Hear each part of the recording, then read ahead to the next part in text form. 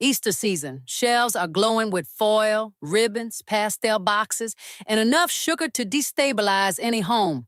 And then, there it is, a rabbit, gold wrapped, seated with confidence, finished with a ribbon and bell, looking less like a seasonal treat and more like it has retained counsel.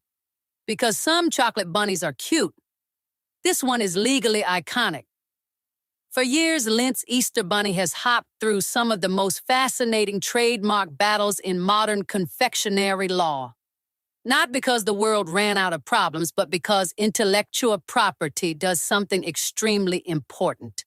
It tells the market when a symbol has become more than decoration, when design becomes identity, when packaging becomes memory, when consumers are not just buying chocolate, they are buying trust, recognition, and reputation.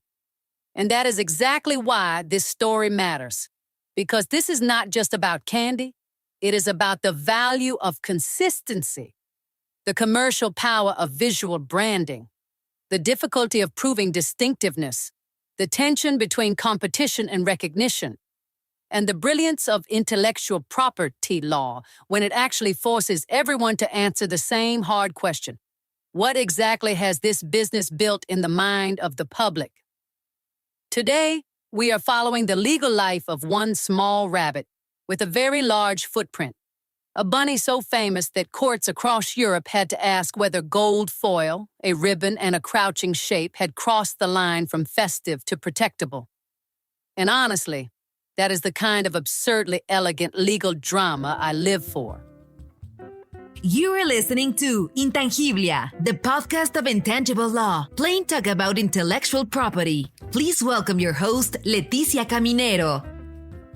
Welcome to Intangiblia, where intellectual property is never just legal, it is cultural, commercial, creative, and occasionally shaped like a holiday animal.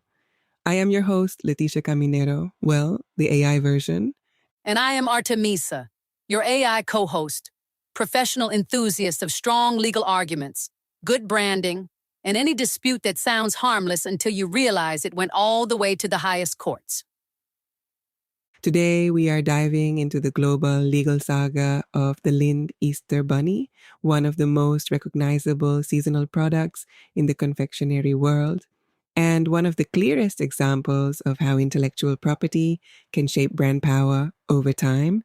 This episode has everything I like: trademark law, consumer perception, strategic enforcement, fancy chocolate, and a recurring judicial question that basically translates to, is this rabbit just a rabbit or is it the rabbit?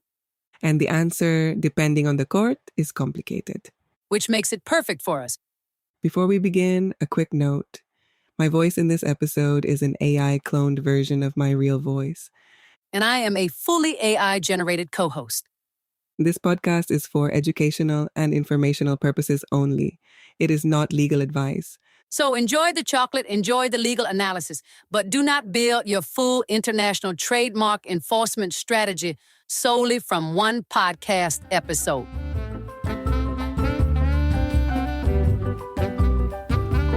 Before we get into the courtrooms, we need to understand the commercial object at the center of all this. Lindt's Easter Bunny did not become legally significant by accident.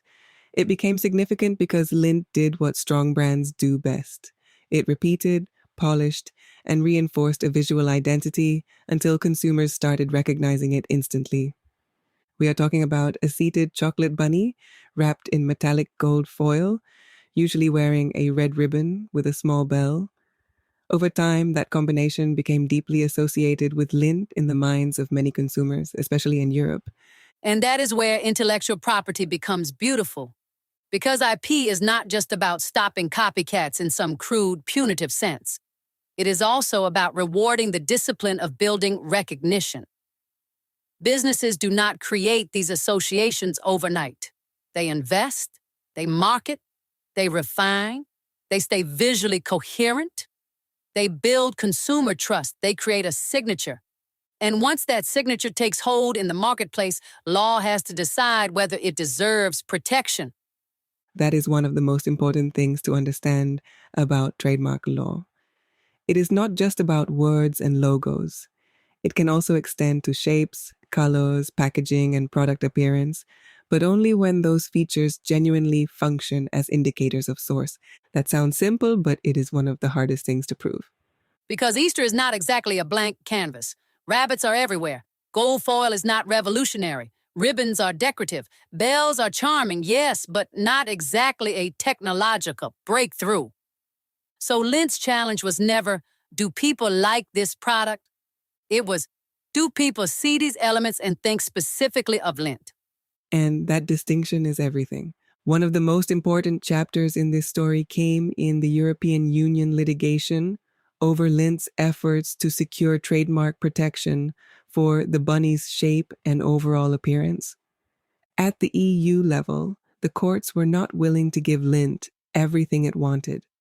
The reasoning was that the main features, the crouching bunny shape, the gold foil, and the ribbon with a bell, were not distinctive enough on their own. They were seen as typical or decorative elements for Easter confectionery rather than clear source identifiers across the whole European Union. Which, to be fair, is a very trademark law answer. Polite, careful, slightly devastating. The court is basically saying, yes, your bunny is famous, but fame does not automatically transform common seasonal features into exclusive legal territory. That ruling is crucial because it reminds us that IP is strong, but it is not automatic. Trademark rights are earned through distinctiveness, and the bar is especially high when the claimed mark is a product shape or product presentation. Courts are cautious because they do not want to give one business control over features competitors may also reasonably need. And this is where some people get frustrated with IP, but I actually think it shows the system working. A strong IP system is not one that blindly says yes to every rights holder. A strong IP system is one that tests the claim carefully. It asks whether what is being claimed is really a badge of origin or just a popular design. That discipline is what gives IP legitimacy. I agree. This was not anti-brand. It was analytical. The EU court was saying that if Lindt wanted sweeping exclusivity across a very broad territory, it needed a very strong evidentiary basis. It could not just rely on the fact that the product was well known in some markets. Europe essentially told Lindt, you may have a star product, but if you want continent-wide protection, bring continent-wide proof. And honestly, that's fair. There is another important European layer to this broader saga, and that is the bad faith discussion linked to the Lindt versus Hauswirth line of cases. That case became a significant reference point in European trademark law because it dealt with whether a trademark application could be challenged on the basis that it had been filed in bad faith, especially where similar signs were already being used by others in the market. Which is such an important reminder that IP is not just about what you file, it is also about how and why you file it. Because trademark law protects commercial identity, but it does not like opportunism dressed up as legal sophistication. If someone is using registration strategically to unfairly squeeze out existing competitors, courts can and should ask questions. And that is one reason the Lindt litigation is so interesting. It does not give us a cartoon version of IP where one side is always pure and the other is always wrong. Instead, it shows how sophisticated markets work. Big brands build real value and deserve protection, but courts still examine whether the way those rights are claimed aligns with the principles of fair competition. Intangiblia, the podcast of intangible law, plain talk about intellectual property. That is why I find this saga so intellectually satisfying. It is not simplistic. Lindt is not just a company trying to protect a cute product. It is a company trying to define the perimeter of a commercial icon. And courts are responding by asking, with real precision, how far that perimeter should extend. That tension became very visible in Germany. In 2013, after years of litigation, Lindt lost a major case when Germany's Federal Court of Justice rejected its final appeal in a long-running dispute against a competing confectioner over similar gold-wrapped Easter bunnies. And that is a huge moment in the story because it shows that even a strong brand with a premium reputation and massive recognition can still lose when the legal theory does not quite land. The result was a reminder that courts do not automatically convert brand fame into broad product shape protection. Lindt had consumer recognition, yes, but the legal issue was whether the specific combination of visual elements or the broad appearance claimed deserved the kind of exclusivity Lindt was seeking. At that point, the answer was no. And yet, this is where the IP story gets good. Because a setback in IP is not always a defeat in the larger strategic sense. Sometimes it clarifies the battlefield. Sometimes it tells a company, your instinct was right, but your framing needs work. That is such a good way to put it. The German setback did not end Lindt's protection strategy. It refined it. Great IP management is not just about filing broadly and hoping for the best. It is about learning from judicial resistance and returning with a more precise argument. And that brings us to one of the most fascinating turns in the saga. After broader shape-based claims faced serious limits, Lindt pursued a more targeted and arguably more strategic path. In Germany, the company focused on the gold foil color itself, not as a decorative flourish, but as an unregistered trademark acquired through use in the specific market for chocolate bunnies.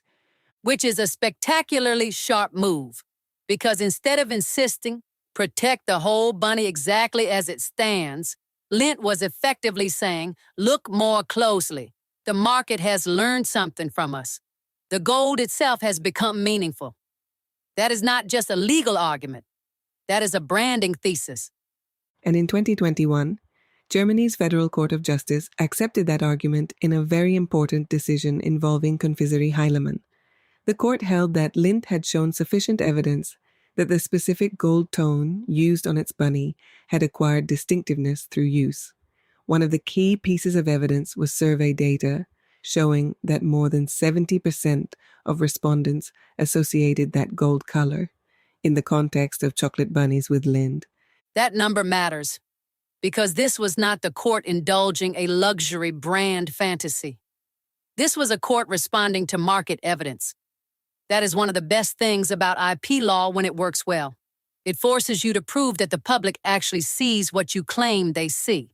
Yes, and here the proof was persuasive enough that the court recognized the gold tone as a protectable sign in that specific commercial context. That is a major shift in the story, because suddenly Lindt was no longer arguing only from the total shape. It had carved out a more defensible, more evidence-driven right tied to a feature consumers apparently recognized very strongly. This is also a beautiful example of why IP is such a strategic asset. It does not just protect finished objects.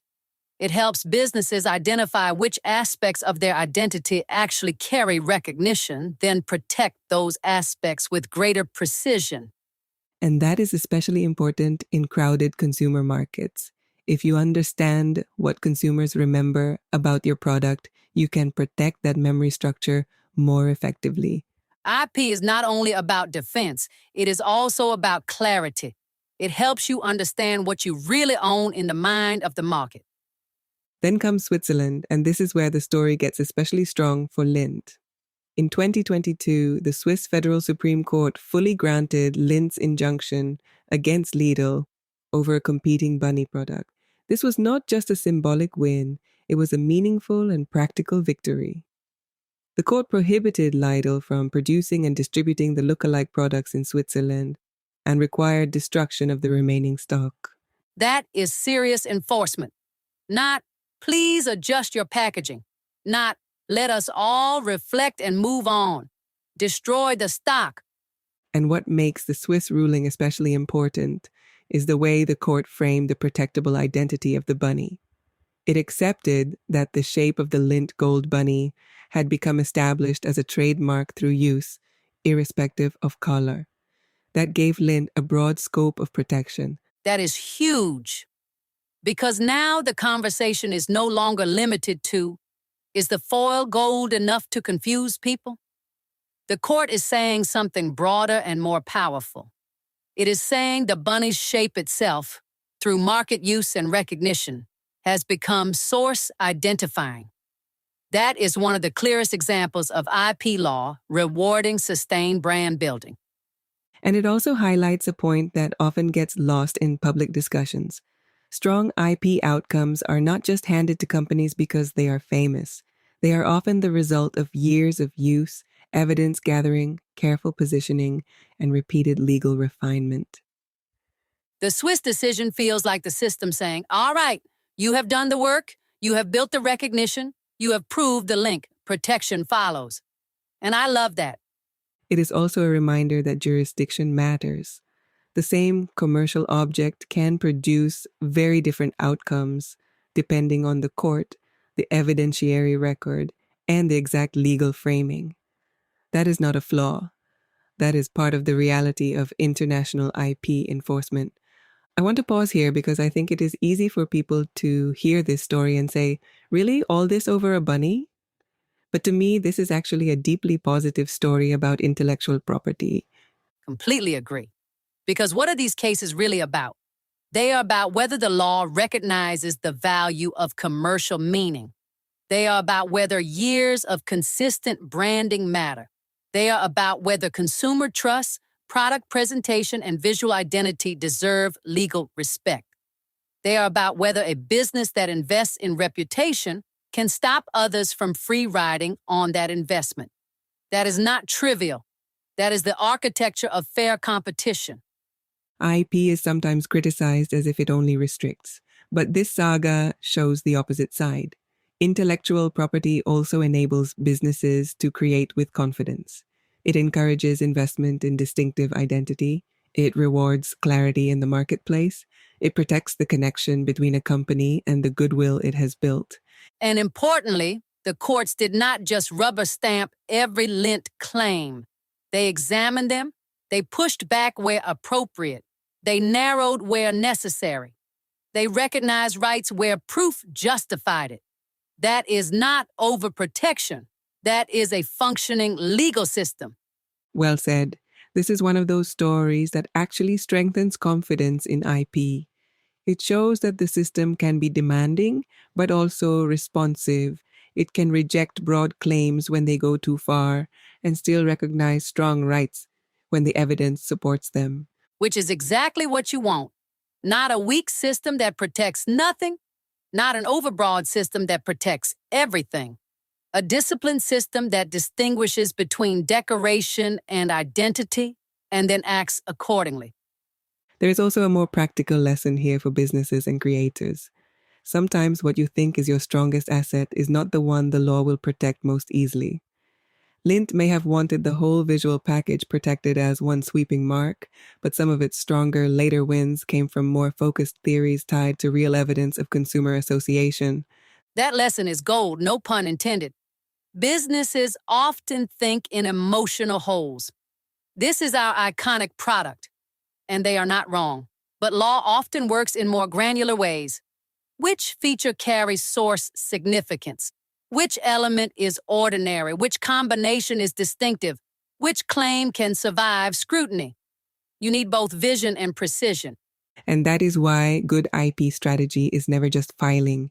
It is interpretation. It is deciding which parts of your brand truly function as protectable assets and which ones are better supported by other tools like design, copyright, unfair competition, or simply market strength. Also, can we just appreciate how many legal careers have probably been nourished by this one rabbit?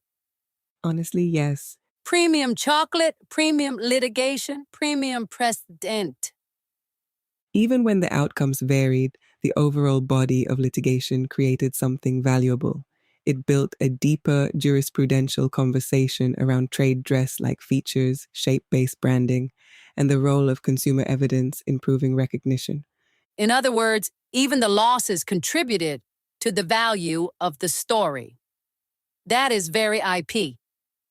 Sometimes the portfolio grows not only through registrations and wins, but through clarification. Let's close with a few takeaways from the Lindt Easter Bunny saga. First, intellectual property can protect far more than names and logos. When the evidence supports it, shape, color, and product presentation can also become powerful legal assets. Second, consistency matters. Lindt's strongest arguments came from years of disciplined brand building. IP works best when it is backed by repeated commercial behavior that teaches consumers what to recognize. Third, evidence matters just as much as creativity. Survey data, market presence, and consumer association were central to Lindt's later successes.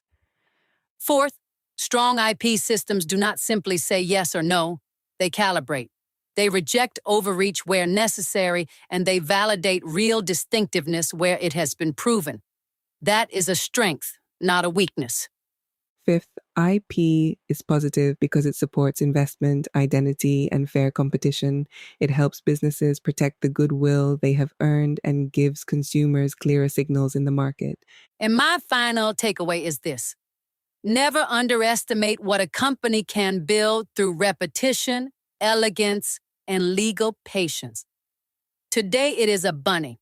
Tomorrow it is a global brand asset with judicial recognition and a bell around its neck.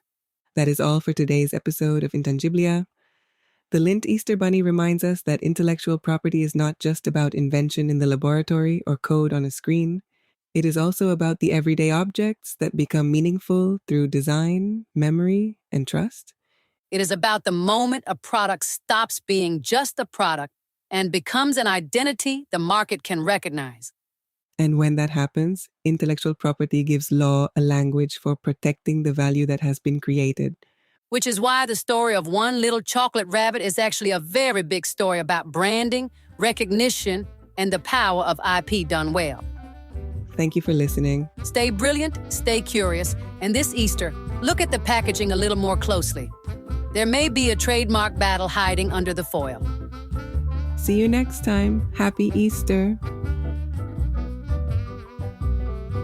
Thank you for listening to Intangiblia, the podcast of intangible law, plain talk about intellectual property. Did you like what we talked today? Please share with your network. Do you want to learn more about intellectual property? Subscribe now on your favorite podcast player. Follow us on Instagram, Facebook, LinkedIn, and Twitter. Visit our website www.intangiblia.com. Copyright Leticia Caminero 2020. All rights reserved. This podcast is provided for information purposes only.